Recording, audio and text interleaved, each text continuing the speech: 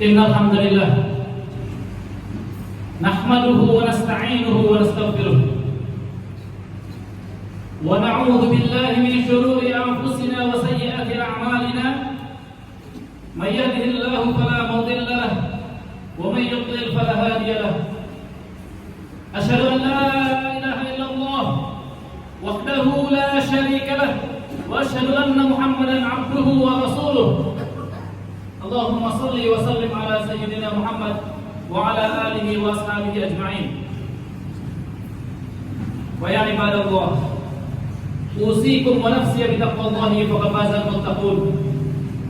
Laqad qala rabbuna tabaraka wa ta'ala ya ayyuhalladzina amanu taqullaha haqqa tuqatih wa la tamutunna illa wa antum muslimun. يا أيها الناس اتقوا ربكم الذي خلقكم من نفس واحدة وخلق منها زوجها وبث منهما رجالا كثيرا ونساء واتقوا الله الذي تساءلون به والأرحام إن الله كان عليكم رقيبا.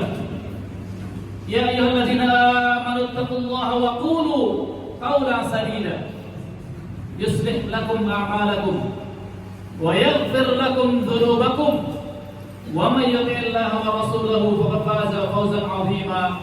أما بعد فإن أصدق الحديث كتاب الله وخير الهدي هدي محمد صلى الله عليه وسلم وشر الأمور محدثاتها وكل محدثة بدعة وكل بدعة ضلالة وكل ضلالة في النار. معاشر المسلمين وزمرة المؤمنين رحمكم. Mengawali khutbah singkat ini, khatib mengingatkan khatib pribadi khususnya dan umumnya para jamaah sekalian agar senantiasa menjaga ketakwaan kita kepada Allah Tabaraka wa Ta'ala dengan sebenar-benarnya takwa, menjalankan perintah-perintah Allah Subhanahu wa Ta'ala sekuat tenaga kita, serta menjauhi larangan-larangan Allah sekuat tenaga kita, berupaya menjauh dari dosa dan maksiat, karena perbuatan dosa dan maksiat akan membawa kehancuran dan kesengsaraan. Bukankah Allah Subhanahu wa Ta'ala berfirman, "Zaharal fasadu fil barri wal bahri bima kasabat aydin nas." Telah nampak kerusakan di bumi, di daratan dan di lautan karena akibat ulah tangan perbuatan manusia. Dan seorang sahabat Nabi yang mulia yang bernama Ali bin Abi Thalib, dia mengatakan, "Ma nuzila bala'un illa bidzambin." Tidaklah turun satu bala, satu musibah kecuali karena dosa. Lihat bagaimana apa yang terjadi dahulu pada kaum Ad, karena perbuatan dosa dan maksiat yang mereka lakukan.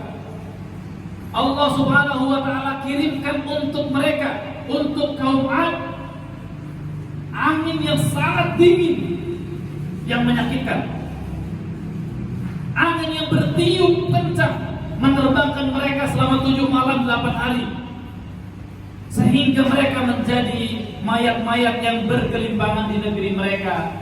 Mereka bagaikan batang kurma yang sudah lapuk. Lihat apa yang menimpa kaum Tsamud karena menyelisihi nabi mereka, menyelisihi perintah Allah Subhanahu wa Ta'ala dan Rasulnya. Allah Subhanahu wa Ta'ala kirimkan untuk mereka suara yang mengguntur dan bumi yang bergoncang, sehingga mereka menjadi mayat-mayat yang bergelimpangan di negeri mereka. Ma'asyiral muslimin, perhatikan apa yang terjadi pada kaumnya Nabi Lut.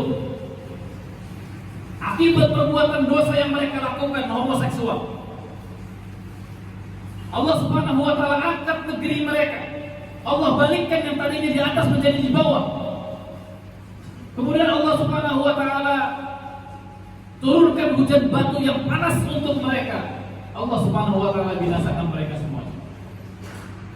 Oleh karena itu, ma'asyiral muslimin, pada saat Nabi sallallahu alaihi wasallam membaca firman Allah Subhanahu wa Ta'ala, "Qul," katakanlah wahai Muhammad, "Huwal qadiru ala an yab'atsa 'alaikum 'adzaban." Dialah Allah yang mampu menurunkan kepada kalian azab min fawqikum, dari atas kalian. Segera Nabi sallallahu alaihi wasallam berdoa kepada Allah, "A'udzu biwajhik." Ya Allah, aku berlindung dengan wajahmu dari azab ini. Au min tahti arjulikum, atau dari bawah kaki kalian. Nabi sallallahu alaihi wasallam segera berdoa kepada Allah, "A'udzu biwajhik." Aku berlindung dengan wajahmu ya Allah dari azab ini. Khabbab bin Al-Arat, seorang sahabat Nabi yang mulia, pernah menceritakan bagaimana Nabi sallallahu alaihi wasallam salat malam. Beliau pernah salat malam, satu malam suntuk, salat sunnah. Kemudian berdoa dengan khusyuk dan melakukan salat dengan khusyuk. Nabi sallallahu alaihi wasallam kemudian berkata kepada Khabbab bin Al-Arat, "Sa'altu Rabbi azza wa jalla alla yuhlikana bima ahlaka bihi al-umam qablana." Aku memohon kepada Allah, Rabbku, agar Allah Subhanahu wa Ta'ala tidak membinasakan kami sebagaimana Allah membinasakan umat-umat sebelum kami karena perbuatan dosa yang mereka lakukan.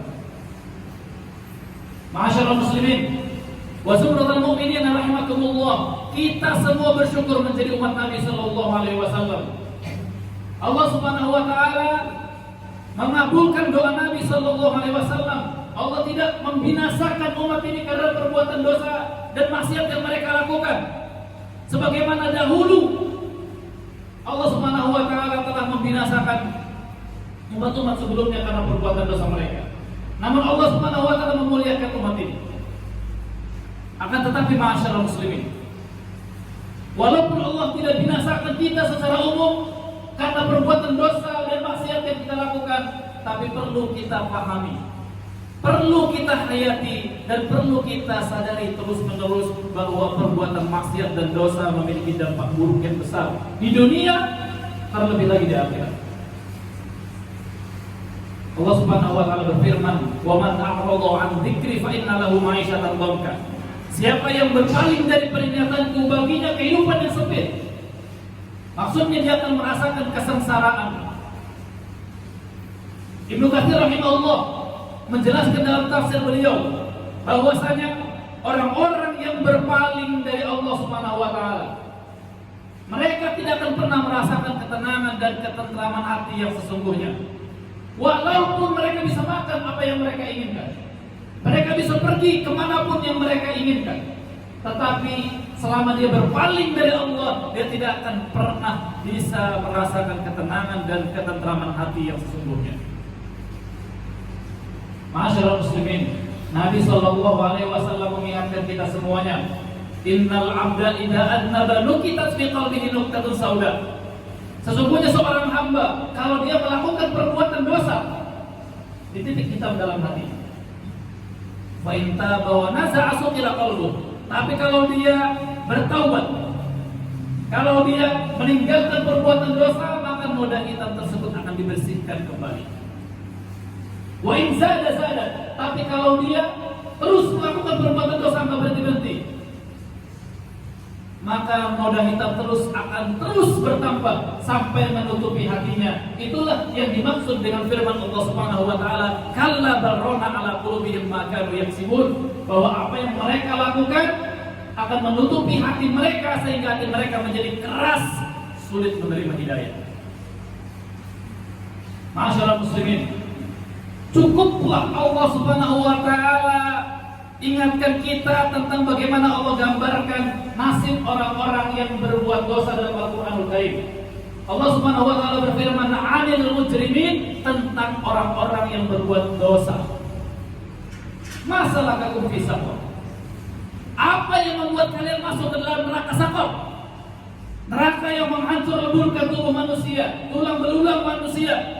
Neraka yang menghanguskan anggota tubuh manusia. Apa yang membuat kalian masuk ke dalam neraka saqar ini? Qalu lam naku minal musallin. Mereka mengatakan, dulu kami tidak melakukan sholat. Ini menunjukkan masyarakat muslimin betapa luar biasanya dampak buruk dosa dan maksiat bagi kehidupan seorang hamba. Oleh karena itu Allah Subhanahu wa taala ingatkan kita di dalam Al-Qur'anul Karim, wal yahdharil ladzina yukhalifuna an amrih. Hati-hati orang-orang yang menyelisihi perintah Allah. Hendaknya mereka hati-hati. Antusibahum fitnatun aw yusibahum adzabun alim. Akan ditimpa fitnah atau ditimpa musibah, azab yang besar. Aku lakukan hada wa astaghfirullah li wa lakum lisal muslimin innahu huwal ghafurur rahim.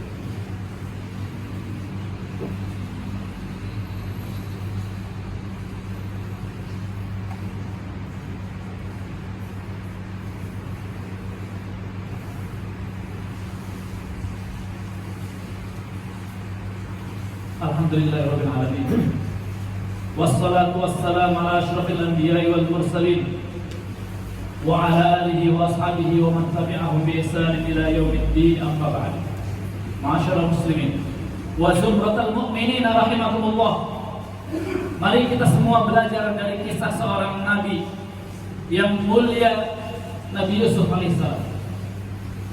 Seorang yang tahu betul dampak buruk perbuatan dosa dan maksiat di dunia maupun di akhirat. Nabi Yusuf alaihissalam diajak berzina oleh seorang wanita yang cantik jelita, yang kalau setiap lelaki memandang tergoda. Wanita yang kaya raya, punya banyak harta. Wanita yang terhormat, memiliki kedudukan dan jabatan tinggi di dunia. Seorang wanita yang telah menutup semua pintu rumahnya rapat-rapat. Seorang wanita yang sudah menyerahkan dirinya kepada Nabi Yusuf untuk berzina. Nabi Yusuf seorang perantauan, seorang yang masih muda pada saat itu, yang nafsunya, gejolak syahwatnya tentu besar.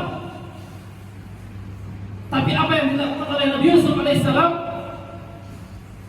Qala ma'adzallah Nabi Yusuf alaihissalam justru mengatakan, aku berlindung kepada Allah Subhanahu wa taala.